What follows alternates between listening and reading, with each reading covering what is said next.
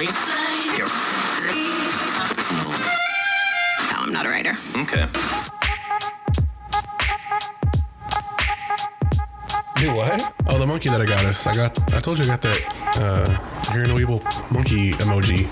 Oh, you got the... Yeah, did you? It's big enough to fit, like, right in between those speakers. You got us a Hear No Evil plush. Yeah, emoji. So to, like, Really? add to the room. Yeah. Nice. And it's I actually like it. legit, so it goes with what we're doing. So it's not like just a knickknack. That's awesome. I love that. So we got that. We're gonna get the poster. We got the big, huge poster up. So we'll be ready when we decide to finally do. And we got a new printer at work, so I could probably print us a better one. Really? Yes.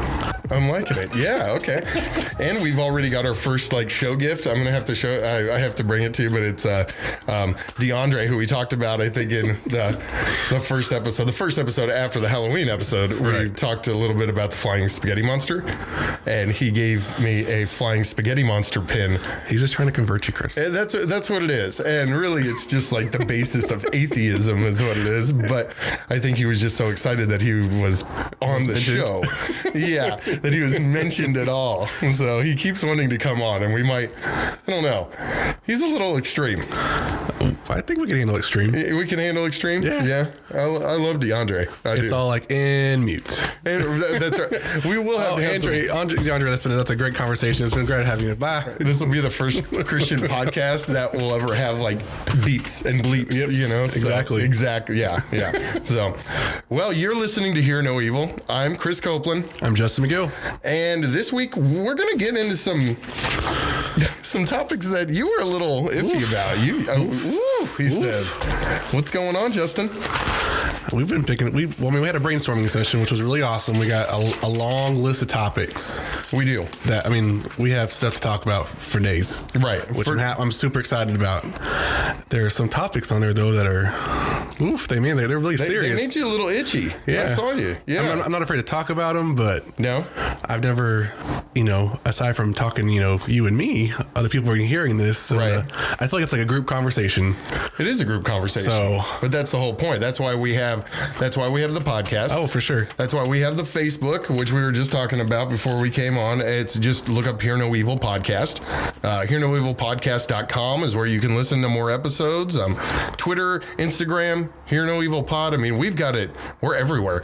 So if you want to be part of this conversation, please do. These are not subjects that we're afraid to go back and cover again if you have something to say about it. But you, Justin McGill, you are a little worried about these. I'm a little antsy. Yeah, I am. I'm not gonna lie, but yeah. I'm excited. It's like an excited antsy. That's good. That's good. No, that's a good thing.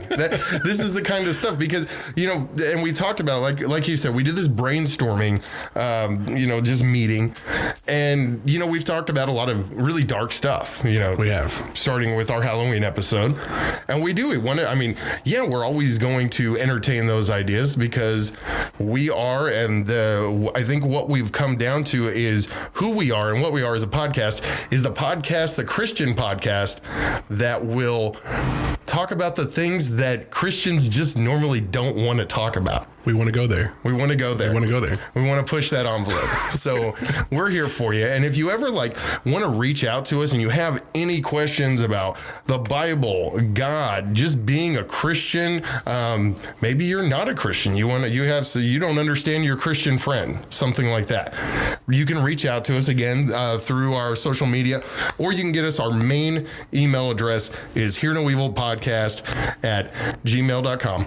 That's correct. You can also get Justin personally at justin.mcgill through our website at hearnoevilpodcast.com, or me, chris.copeland at hearnoevilpodcast.com. If you're not sure about the spelling of our name, please check out our website. And then, But again, if you go to the website, I believe we got it set up. So all the links to all those social media sites are already set up. Right? They should be there on the top right-hand side. Nice. Top right-hand corner where they should be there. Fantastic. So, Mr. McGill, since you are the antsy one here, what is our first topic of the day?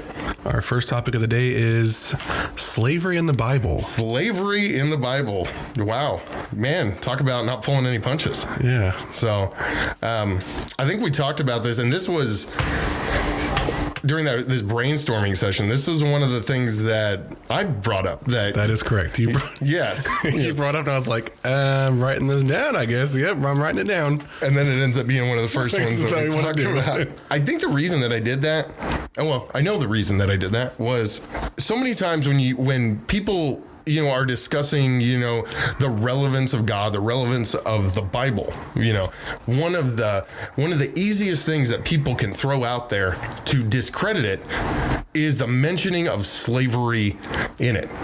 Well, why would a God allow slavery? Why would a God allow this or that? And there are a number of topics like that I'm sure we'll hit over time. But today it's slavery, and the truth of the matter is that it's not about God. It's about how evil we are as human beings that we would actually do this to another person. Correct. Right? Yeah. Do you agree with me on that? I mean, I had to do some little. I'm not gonna lie. I did some research about it. Okay. I'm familiar with it, but never actually dived into it and got a lot of reading on it. So it was actually a lot of stuff. Not common sense, but having studied history in school and like the slavery they dealt with their own country, right? There was some parallels, and I know that's what's all kind of based off of is the biblical, right? Well, and I think that's where people get confused. Is yes, there are those, as you say, parallels, but then there are a lot of things that are very contradictory to what we think of as slavery, modern day slavery in the United States. Yes, so but there are a lot of things that are very similar, and there were some very brutal, types of slavery. The Romans considered slaves like a luxury item. Right. So it's kind of weird. Like a status symbol. Yeah, exactly. Back then, you also had to look at this in biblical times as, poverty. It was very common for somebody to sell themselves into slavery if they couldn't pay their bills, that kind of thing. It's more of an indentured servitude at that point. And what I found interesting, and I know we'll probably get to it later on, but when I was doing my readings, I was finding out that there were Christians that would sell themselves to slavery to buy other Christians out of slavery. Yeah. Which I thought was pretty, cool. That's a very honorable thing to do. But that's a pretty big sacrifice. Not that we didn't, have the ultimate sacrifice, but I thought that was a good side to it, I guess. Right. One, if that doesn't get you like a one-way ticket into heaven, I would hope so. I don't know what will. Right. And two, that's a huge sacrifice for your brother, to do something like that, to say, I'll take his place. So you have to be very confident in yourself, and you're standing with God to do something like that. Exactly. There are also very many instances over the centuries, even in the Catholicism as well, where they would the churches would raise money to purchase slaves, out of slavery to make them free men. There are, I think, where we get mixed up is there are instances in the Bible where the Apostle Paul talks about slavery. I believe Jesus used like slaves and in some of his parables and stuff like that. He never condoned slavery. No. It just was at the time a very common practice. It was part of the culture. So, and I think what was something that people don't think about is like, because people are always like, why would God allow this kind of thing? And it's like, they don't. God allowed humanity a free will, live your life and find your way to me, if you will. Right. And we don't. What we do is we go out and we rape and pillage and plunder and take slaves. Right. Right. And this kind of behavior was what made it absolutely necessary for God to have to send Jesus and then sacrifice his own son because we could not stop sinning. And that is, at the end all be all of it, why Jesus had to eventually exist. But when you get into slavery itself, this is such an itchy topic. It is. And again, we get to the, American side of it, but I don't know. What were some other things that you were looking at? Well, I was reading the instance of Jacob, who essentially became a slave twice, right, for love.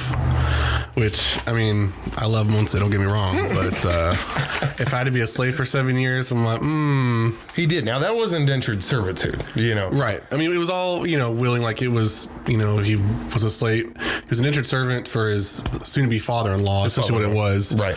Who ended up actually kind of screwing him. Right. Pretty much. pretty much. So twice, really. Because pretty much gave his love away to somebody else, but exactly. he was willing to do it all over again to still be with the woman he loves. So, I mean, and those, like that one and the one I mentioned before about selling yourself to save somebody else, those are two positive instances where you can kind of turn, slavery back on the person who's trying to do it. I guess that's the way I saw it. Okay. It's a negative thing, but you're trying to use it in a positive way, so it's kind of like a jab. I feel like it's slavery. That's true. And this is working against the system. This story in the Bible was actually just one of many ways that the book used slavery as an example of how to live, how to act. Joseph was sold into slavery by his brothers.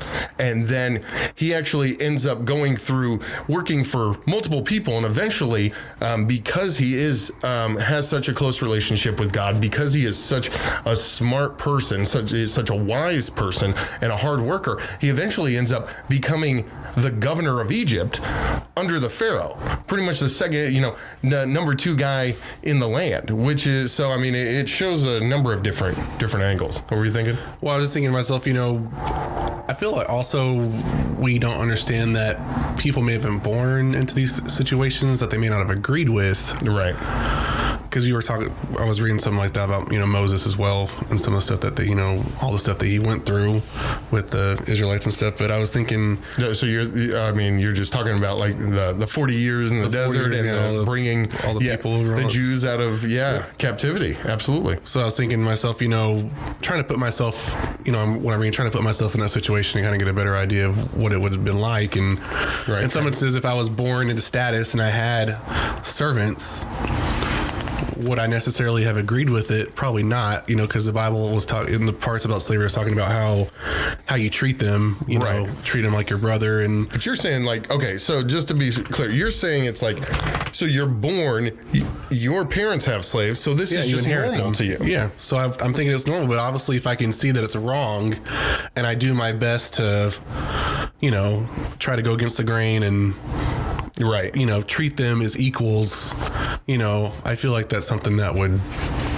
be positive. I'm not saying that's what happens, but I'm saying no. I think it very rarely does it, but then it also lends itself to how do the parents, how the parents teach you to treat people. Yeah. So, and I know what you're alluding to, because in the Bible it actually has laid out rules on how to treat slaves. Right. So, but what's interesting in it, there's some really weird things. It's pretty much like if you beat a slave and you take his eye, the slave is free. Right. I think it says if you beat a slave and you take his tooth, the slave is free. So pretty much what it's saying is if you're beating your slaves, then you get to walk. Hey, if that's the case, knock out my tooth, please. Hey, you're ready to go? I'm ready to go. You're ready for Workman's that comp, early retirement? That's funny. But and I think that's how we're supposed to look at a lot of these stories. I think that's how God set it up. I think it's not so much about slavery, but how can we use this in everyday work? Are you a manager? Are you a boss of some kind? How are you treating these people that are underneath you? Are you saying that we're servants? So, sure, absolutely. Yeah, we're servants to our job. We're all servants to something, Even in the Bible, it says that, that we're slaves to Christ. Be slaves to Christ, not to man, not to your flesh. So, and at the end of the day, we're all slaves to something. We are indentured servants, for our bosses that give us a paycheck. The question is, how good do they treat you? That's very true. And there are a lot of times where we complain and we moan and we quibble amongst ourselves, about the management. That's just how it goes. But when you really think about it, how bad are they treating you? Are they treating you ethically? Is the question. But then the response is not just to be, as Christians, not just to be complainers all the time. Right. We've got to reciprocate that by doing hard work, by actually doing the job that we have been asked to do, not just trying to make it to, to the bell. Weekend or Yeah, exactly. So, and give it our all. So it is a two-way street. So I think that's one way definitely to look at the slavery side of this. But getting back to what you were saying, as far as, yes, people are born into owning slaves. There's a story of Paul. I had to look this up because I could never remember how to say this guy's name. There was he writes to the church in Philemon because there's and most of the letters, that Paul writes in the New Testament, most of those books by him are actually just letters that he wrote to churches that he helped set up, because that's what he did, was he went around and set up churches named God. And so he writes to Philemon, and they have a church in this guy's house, and he has a slave, and his name is Onesimus. And I think I'm saying that right, Onesimus. But so Onesimus is a slave, and he actually, being around all these Christians, converts to Christianity, and Paul makes a plea to Philemon to release him from his servitude. Now, he doesn't say you have to, because again, it's not his church. He set it up and left it in good hands. He makes a plea pretty much saying, I think you will make the right choice. Right. Exactly. So he's leaning on him. And then if that's New Testament. If you look in Old Testament times, Exodus 21:16, that actually the practice of slavery is executable. So absolutely. This is where you have the different parallels on slavery in the Bible. Right. You got to look at where you are at the time. Okay. Right. Old Testament, we're talking Jews. So we're talking Jews under Egyptian rule. Right. Okay. Generations of a race, of God's chosen race, by the way, that are in slavery, building pyramids, all kinds of stuff. Right. God comes in, Moses, time to go. Let my people go. You know the story from there, right? I do. 40 years in the desert, where they kind of find out who they are as a people and who they are with God. Then we're talking New Testament times. Now it's not Egypt and the Pharaoh. Now we're talking Caesar and the Romans. You see what I'm saying?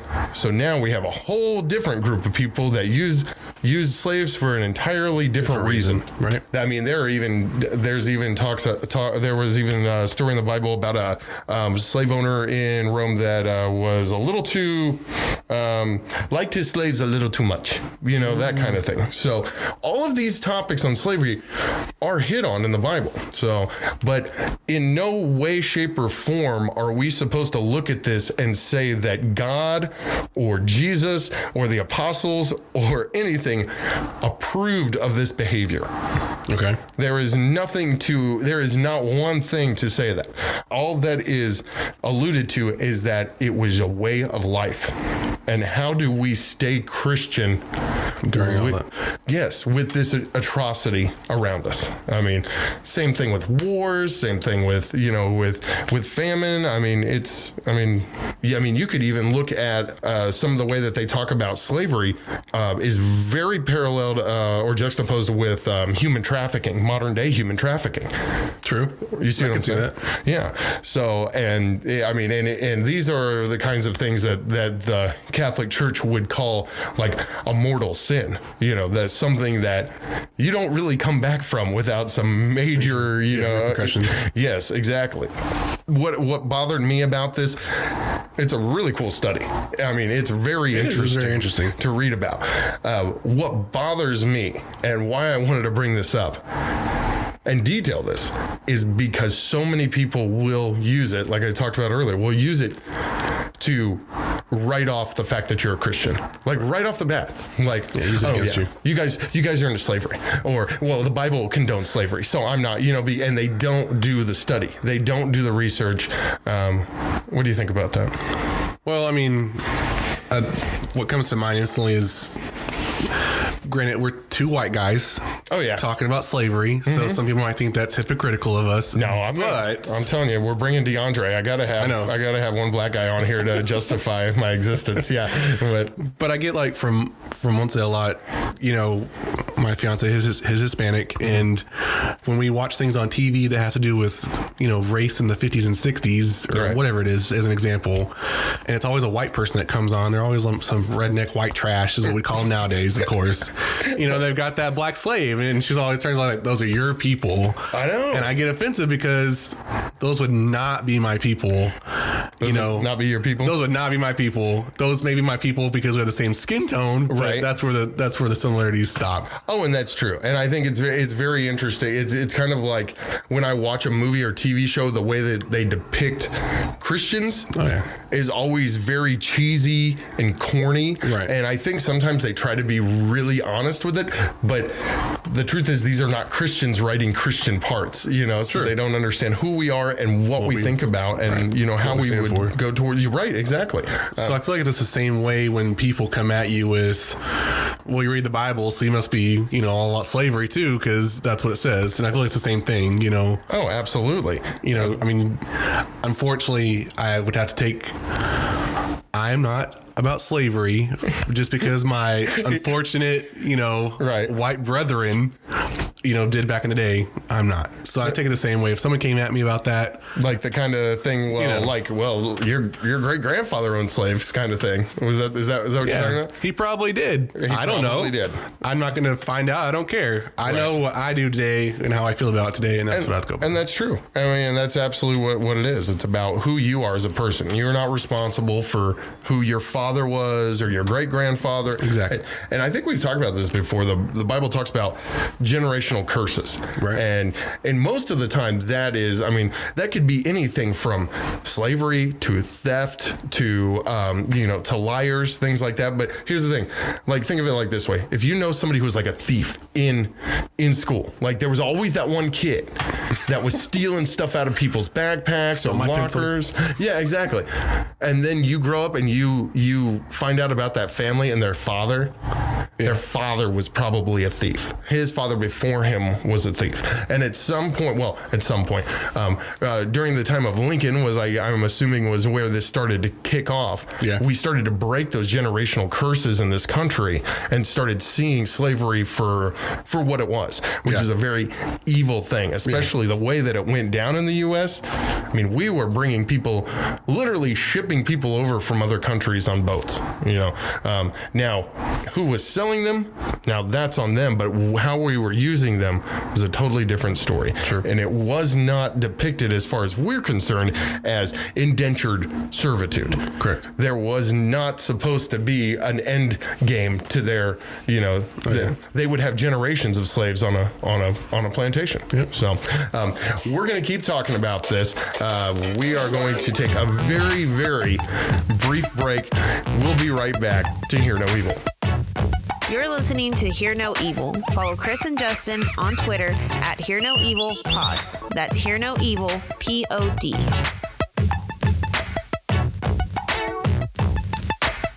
And welcome once again to Hear No Evil, the podcast where we obviously have no problem pushing any envelope, even two white guys talking about slavery.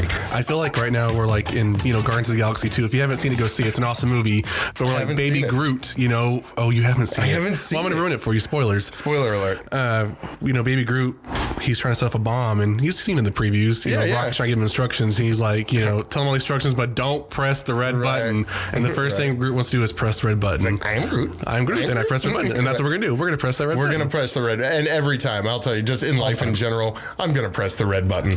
So green's not my favorite color. It's going to be the red. No, it's the one. It pulls you in. Everybody out there can understand this. But we've been. So it's a little more serious conversation this week, but it's again, I think it's something that's relevant. Very relevant. Don't let people pull you down by saying, "Oh well, you disregard you because you read the Bible and it talks about slavery," which was a very common practice. We still have slavery as a very common practice in parts of the world today. This is nothing new. It's nothing to be thrown aside, but especially don't yet let somebody use it against you to just disregard the entire Bible as a whole.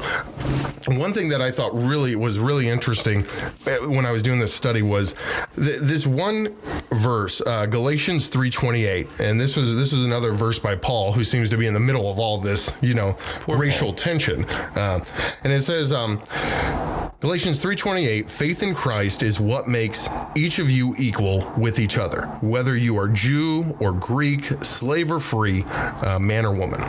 And when I was looking into this verse, I was looking up all these scholars that actually believed that this was the first time ever in history that universal equality had ever been uttered. Like ever. Before that, there wasn't even a thought about it. Right. It was, I Tarzan, you Jane, we are the dominants, and then whoever was, but there was no rhyme or reason. We think in the U.S. as slavery is black and white. Right. But there was no, the Jewish people and the Egyptians, there is not a difference in skin tone there. Yeah. They are very much the same. They just have a different background and heritage. So it wasn't looked upon as, oh, you look different than me, so you are going to work for me kind of a situation. And you can look across the globe over time, and I think we just have a very, very skewed understanding of what racism is. So, what else you got on this, Justin? Well, so I found out something interesting about you when we were going through this topic, and I have to bring it up. Okay. I have to bring it up. So, guys, Chris knows a slave owner. A slave owner. Yeah. Okay. Now I don't know him now. I mean, I haven't known this guy for a long time, but I didn't. Yes. Yeah. I didn't. And so, this is what you've been waiting. I've been waiting for this because I have to hear the story, because I'm thinking, okay, you've been rubbing elbows. Yeah, tell me. I know. He's been, story. And I got to say, he has been waiting for this, because like when we talk about a story, we're like, okay, well, don't tell me, because we got to have it for the show. It's no fun if this is the second time you've heard the story. So okay. As I started the other day, which you started, which made you laugh. Stop. That's right. How did I start this story the other day? So I was selling cars in Kansas City. Oh, yeah. And this is where he was like, wait a minute. Okay. So yes, I did know the slave owner. I'm selling cars in Kansas City. Independence, which is a suburb, to be. How ironic. Yeah, right. I know. Independence. I like that. Yes. The irony. It oozes irony. Something that I learned, and I was probably, I think I was about 21 at the time. Okay. So I'm working for this car lot, and it's down this stretch called 40 Highway, and there are all these little car lots right there. I mean, it's just called, Independence is the used car capital of the country. And I'm not kidding you. There are per population, there is more used car lots in Independence than in any other city in the country. So they actually had to start making rules, city laws preventing the popping up of new car lots because of it. Yeah, they had plenty of them, evidently. Yeah, they even called Nolan Road in Independence the Miracle Mile, and that was the big thing. Come down to the Miracle Mile this weekend for the Memorial Day, extravaganza or whatever. So it was really easy to get a job in a car lot, and I'm just like cleaning cars, selling cars, just crappily used car lot. All these car lots down there, except for in this one area, except for the one that I work for, which is owned by a white guy, they were all gypsies. And when I say gypsies, I mean gypsies. So like Esmeralda, Hunchback Notre Dame. Exactly. Okay. Imagine that, but modern day. Okay. You ever watch like? I know what you're about to talk about that show on CMT. No. What are you talking about? The Gypsy Wedding Show or whatever. Oh, you haven't seen that show? No. I need to check that out. No, you don't.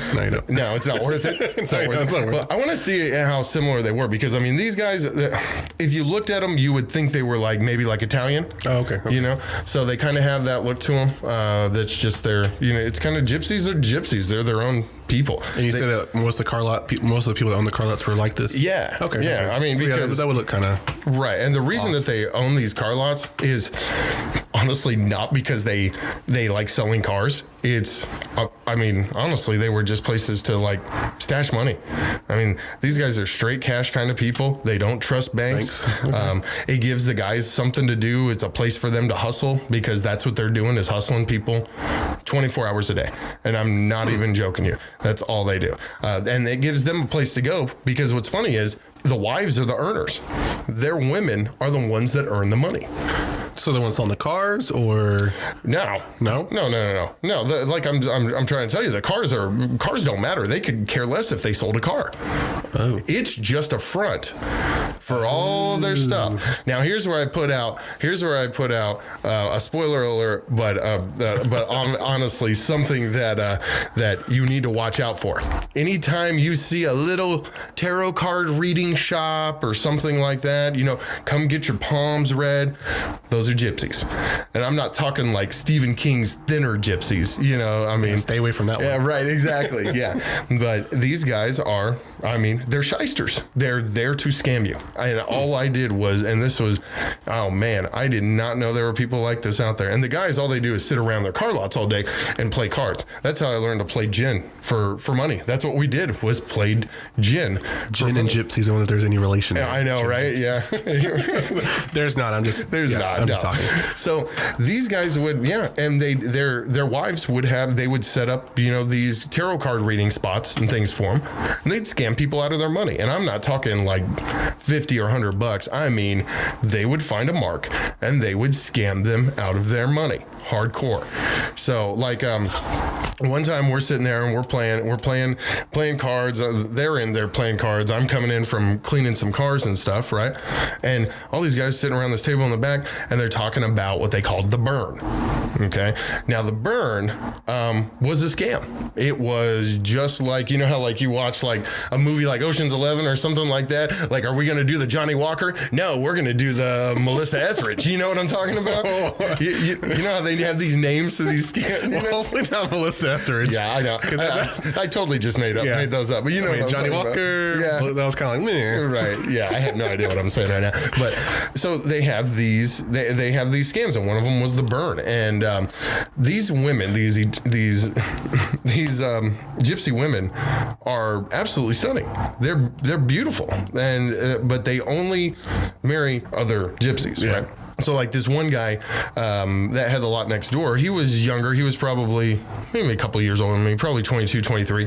He was about to get married to this woman, and he had to go to his father, ask for permission, but also give him like a dowry. And he had paid a lot for her. He paid like $25,000 to her father. $25,000? $25,000, because she was their major breadwinner. Mm-hmm. So you have to, So now what they did with her was they pulled, right before they got married, as another thing to help out the father, was they pulled a burn. And the burn was just that. And when I get to the end, you'll understand. So the burn, they find a guy, a very wealthy guy that is probably beside himself, wife cheating on him, that kind of thing. Somebody down on his luck, but has vulnerable. money. Mm-hmm. Yeah, very vulnerable, right? Takes him into her confidence, makes him think that she is a palm reader, that she is actually psychic. Mm. He starts coming back, promising, that I can do more for you for bigger things. Oh, but I can't take money from you because then I have to claim it on my taxes. How about a Mercedes? That kind of thing. Literally saw her drive up in a Mercedes. Gave it to her husband. Took off, came back a couple days later with something else. So this is how they start picking away at you, a little bit at a time. But the whole time, she's letting on that she's falling in love with him. So this isn't just payment. This is him taking care of her. You see what I'm saying? Right. So the Mark has no idea what's going on. He's just got this absolutely gorgeous woman, just that is helping him mentally, psychologically, maybe physically. And next thing you know, after some time passes and you get to a buildup, the buildup is that I have talked to the spirits, and the root of all evil is literally the root of all evil. It is your money. And you have to purge your money if you want to be happy. Mm-hmm. And don't worry, I'll still love you, and blah, blah, blah, So cash out your stocks, cash out everything in your bank accounts and your savings, put it all, everything liquid, put put it in a bag, and bring it, and we will do a burn. Okay? We will do a burning ritual. And they go out in the woods. And how many of these things did you see? Oh God, these. Now this was just. I was just overhearing the conversation. Oh, okay. Okay. I was overhearing the conversation, but I had seen the fruits of this over time. So I mean, and I had been there so long that they didn't care if I heard what was going on. You know. So they literally just.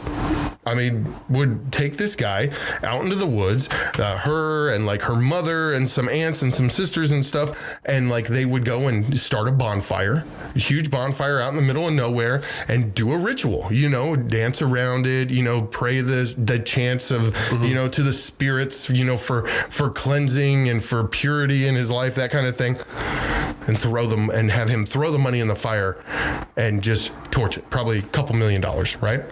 All the while, what we didn't see going on in the background was the switch. They take the cash, they switch the bag. He puts newspaper into the fire. He thinks everything is great. Next day, the parlor is shut down. She is nowhere to be found. He is flat broke. Right. These are not good people. Doesn't sound like it. No, these are not quality people. Absolutely not. So when I say I knew a slave owner, did you expect anything less? Well, that's not what I expected, but I'm glad it was that story. I mean, not that happened to the guy, but... So this guy, for whatever reason, I don't know how it went about, had a black guy that came heavily indebted to him. And so he pretty much, it was like an indentured servitude kind of thing. To work off his debt. Guy couldn't pay it back. I will be your slave.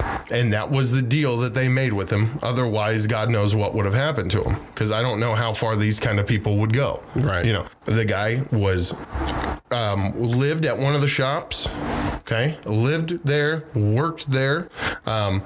You know, I mean, he needed, you know, permission if he was going to leave or something like that. But here's the thing. And I'm not justifying this, but they never treated him badly. The deal was brokered that he would be, you know, he would be their indentured servitude,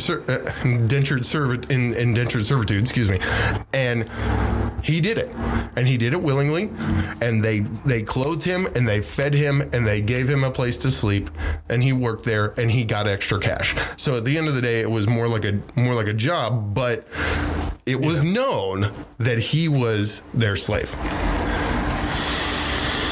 And what car lot was this again? Let me write that down. Do what? Are y'all listening? Write this down, guys. What's the name of that car lot in Independence? Yeah, right. I know. And this is probably going to come back on me. I shouldn't have been so detailed in the story, but I can't help it. But no, and honestly, I haven't been there like I drive down there. I don't know if any of those guys are still there or if they moved on, you know, because God knows what kind of stuff they got into. This is the kind of like, you know, shady stuff, underworld stuff that goes on only in the movies, you think, but there is a source for this kind of stuff, and I got to see it firsthand. So yes, there is at least one instance of slavery, and I'm thinking, well, if that's going on in the U.S., yeah, there's probably other instances going on. There's got to be other ones. So now I know it wasn't this guy's, and maybe I'm wrong, but I'm just having met him and knowing the guy that had the slave, you wouldn't call us friends. We were a little more than acquaintances because I saw him on a regular basis because he was one of the owners of one of the car lots right there, where all those guys were good buddies. Y'all were chums. Yeah. Oh, yeah. Y'all were chums. Y'all weren't chummy with each other. No, I was an underling. I was just the guy that washed the cars and sold a car occasionally, you know, outside. So I can see it's like, what was his name? Did you know his name? I don't even remember his name. Hey, John Doe. Hey, John. Right. All while like Chris is waving with a smile, and it's like, you know that I'm a. But I actually ended up leaving that job just because, It was because I felt weird about what I was doing, you know. I mean, especially with the quality of the cars in which you're selling in a used car lot. You know what I'm saying? So I actually one day I didn't sell, but my boss sold this car to this guy, and he was down on his luck, and you could tell that it was, this guy's like, trying to make a deal for this car, and he's like, look, I just need a car. I got a job. I need to get back and forth to it. This is all the money I have in the world, and you could tell. I believed him. I didn't believe he was trying just to get a better deal. I mean, I really believed he was like, please come down a couple $100 because this is the last money I have, and this will get me back and forth to this job I have. Right. And I just looking at him, I kind of had this sense that perhaps he had just gotten out of prison. And my boss was like, this is the price I can give it to you for, and I guess I'll meet you there, but that's it. And the guy drives off in this old Subaru, and like half an hour later, we see him walking onto the lot. Engine blew up down the road, about a quarter mile down the road, like literally blew up. And he walks back onto the lot, and he's like, hey, this car's a piece. I need my money back. And my boss was like, buyer beware, get off my property. Sorry, bought it like you saw it. And that was when I quit. Oh, yeah? Yeah, that was when I quit. That's so. Well, I mean, I'm surprised you didn't quit at the part where you heard that the guy lost millions of dollars in a fire, but right. But I guess you don't know if they're just talk, or if it's legit. So no, I knew it was legit. But the one thing that I had was that those guys that was not my boss. Sure. You see what I'm saying? Yeah. So, and it was kind of weird. It was kind of, for me, I want to know these things. Yeah. I was young and I wanted to know these things. I didn't want to be a part of them, but I want to know what's going on in life. I don't want to be walking around dumb. I was very interested in what they were doing. Did I believe in it? No. Was I sickened by it? Absolutely. Well, this is nothing for used car salesmen. They have a bad rap as it is. I know, right? And now when I walk by a used car lot, I'm gonna think, are you a gypsy? You gonna shiest me? I know. And it's just, I don't know. It's one of those things. It's always bothered me, it's always bothered me, but that there are people out there like that, but they are. And it always really gets to me when I drive past a palm reading place. Cause I know what's going on in there. I'm not dumb. Don't be dumb. Don't you, I'm listening, not just you, I'm talking to everybody out there. You call me dumb. If you are going to a palm reader, get out of there right now. They know exactly how to scam you. It'll seem very realistic. They know how to scam you, especially in this day and age. They can look up almost everything on you, and you'd be surprised how much you give away in a conversation. Yeah, for sure. So that they can, body language, just subtle things that tip them off. Exactly. Who was that guy like a number of years back that had the show on TV? Like people would come on there trying to reach their dead relatives. John Edwards. You watch out, he has some followers. Yeah, I know he does. But he went off the air because he was shady. It wasn't real. I mean, like they was just more of. I don't agree with what he was doing, but I think more he was just bringing comfort to people. And whether you want to call that whatever, granted, I think he did that in some ways. Some people were in grief and they wanted to, hear something, whatever. He gave it to them. It made him feel good. Do I think he needed to take money from them? No. Get a TV show? No. Have a book written? Whatever. But so you kind of think he was doing a little bit of a community service? I think for some people he was, because I feel like he did have a positive impact on the people that I'm not gonna say scammed, but right. But he's scamming people. Well, it wasn't like the guy you throw the money in the fire pit. Right. That was a horrible outcome. But right. But you're if saying it was a widower, who misses. You think her it's husband. different though? I mean, you're really just because his is on public on TV. I mean, he's manipulating people. I think the Bible, literally calls that witchcraft. Not actually being able to speak to the spirits, but pretending to, or by manipulating people in any way is considered witchcraft. So, I mean, you're saying that one is lesser than the other? I don't know. I kind of feel like in his way, he's a bad guy, but he's not as bad as He's not as bad. So, and we're going to have to talk about that on another show. It's like levels of sin. Because he's not as bad. So what you're saying is because of the people that I'm talking about was so high. They set such a high bar. John Edwards is a sinner. He's not a sinner. That kind of thing. Emphasis on the but no, I think. But with that, I don't know. But was it partially because you were being entertained? Well, of course. Right? Of course. Right? But see, I think it's worse. I think it's worse that you've got people that are, believe that this is really happening. It's the same reason you go see magic, magicians. That's true, but I know going into a magician that he's going to a magician show that he's doing a trick and not doing dark arts. We know that. Some people don't know that. I mean, come on, Chris Angel does some crazy stuff. You have to wonder. Are you serious? I mean, it's all just, smoke and mirrors. I mean, the guy even on True TV, I don't know what his name is, but he does some crazy stuff too. Right. More stuff that I'm not sure it's a trick. You're telling us that you believe that he's probably that lazy witch you haven't heard from yet. The lazy witch. We know they're out there. I'm telling you. So you're telling me you believe that Chris Angel might actually have magical powers? I don't know. I mean, have you not seen that? What was that show? Oh my gosh, the vampire one with David Tennant. Oh, David I'm Tennant. at a loss for words right now. And I'm a vampire show guy. It was a remake. It was a remake of the old one from the 80s, and it had Colin Farrell as a vampire. Colin Farrell? What are we? Colin Farrell? Yeah, Colin Farrell. Yeah. I have no idea what you're talking about right now. Colin Farrell. Oh, wait a minute. Was it Fright Night? Fright Night. Oh, okay. I did. I remember. Was it Jesse? Was Jesse Eisenberg in that one? Is that who that is? Yes, I think. He worships David Tennant's character, and finally the sham, and then. My God, I totally forgot they remade that movie. Oh man, Fright Night. So, but yeah, okay, but still, that same thing. I don't know, but yeah, but it all goes along with our theme, which is just. Slavery. And I don't think it's not a, where are you on slavery? No. I would hope that you're not like those car salesmen and are with slavery, not trying to get around the system to do it. Right. Exactly. But it happens. And and like in that instance, I didn't feel like it wasn't common maybe it was, come to think of it, maybe it was something, just a way that he was like, this is how people have paid off money to our family in the past, so at some point somebody had to come up with it, and I doubt it was the guy, the guy selling the broken Subaru. Yeah, exactly. So I doubt it was the guy that was like, yeah, sure, I'm ready to be your slave, but that's how he decided to pay for it. Now, did he treat him decently? Yes, he treated him like any other human being. He didn't remind him of his debt every day because he was already reminded of it every day. I don't know how many years he was indebted to him or anything like that. Do I condone it? Oh, no. God, no. Yeah. God, no.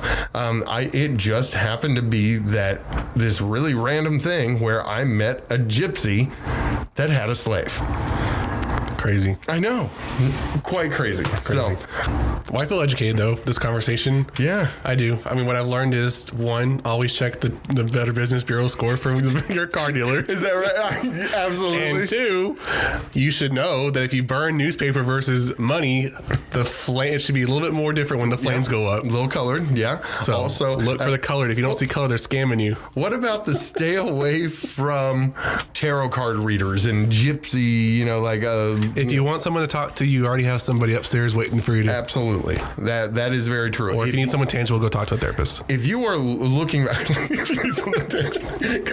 that's true, or talk to or pastor, your pastor, or priest, pastors, priests, whatever. Most churches have some kind of Christian therapist that you can go see, that kind of thing. A lot of times people are just like want to see into the future, and dealing with these kinds of things, like testing the waters on these what are considered very demonic topics, is what gets you in trouble. Yeah. I'm just going to put my big toe in.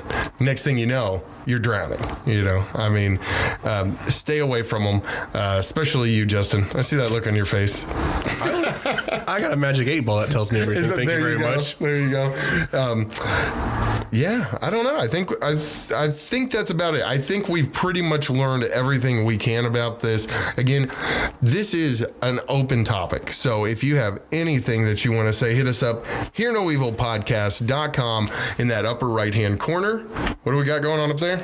We got Instagram and Twitter at Hear No Evil Pod, and of course Facebook Just find us at Hear No Evil Podcast. Right. And again, if you want to send us your emails, hearnoevilpodcast@gmail.com, or you can just break it down, chris.copeland or justin.mcgill at Hear No Evil Podcast. If you want to get in touch with one of us specifically over something, I don't know why you would. It's general. I might have some Betty White fans. You might have some Betty White fans. I get them at work now. You know. The people that we work with that have listened to the episode and know my love for Betty White now, I have found my other Betty White lovers. It is a little creepy, and we decided in another episode that the Men in Black might take us away. I don't think it's going to be about the CIA. I think it's literally going to be because of Betty White. Jacket. They're trying to protect Betty White.